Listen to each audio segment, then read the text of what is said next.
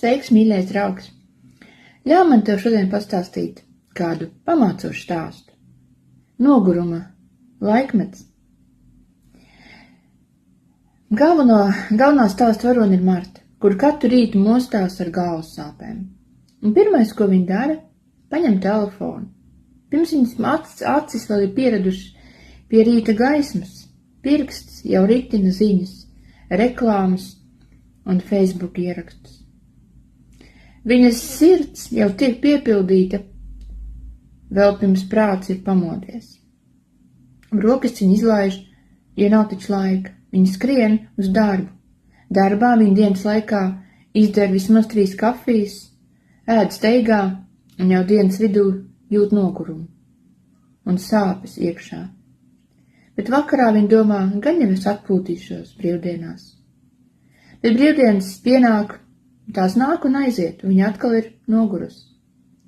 Un kāds viņai reiz jautāja, kad tu pēdējo reizi biji viena ar sevi, bez telefona, bez trokšņiem apkārtējiem, vienkārši, kad tu esi pabijusi klusumā.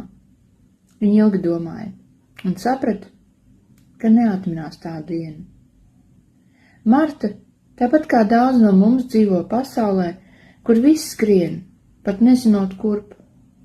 Cilvēki rūpējas par savu izskatu, bet nerūpējas par dvēseli.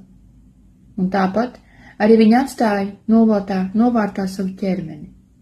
Viņa baro ķermeni ar ātro ēdienu, prātu ar ātru saturu, bet sirdī caurums graužās arvien lielāks un lielāks. Tukšums. Kādā dienā viņa sajūta, ka ir par daudz trokšņa, par daudz stresa, ķīmijas, noguruma un nepareiza emociju. Viņa saprata, ka ķermenis kliedz pēc palīdzības.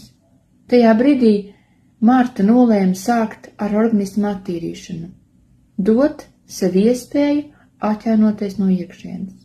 Viņa sāka dzert vairāk tīra ūdens, dzīva ūdens, lietot dabīgus produktus, ēst vienkārši vieglāk un tīrāk. Viņa atteicās tāpat no liekā cukura, no šīs baltās nāves, no ātriem risinājumiem, uzkodām un deva ķermenim to, kas viņu dziedināja – gaisu, kustību un mieru. Tajā pašā laikā viņa sāk attīrīt arī savu prātu, atlaist rūpes, salīdzināties ar līdzcilvēkiem un uzvarēt sevī negatīvās domas un emocijas. Marta atklāja, ka fiziskā un garīga attīrīšanās nav tikai viņas ķermenim,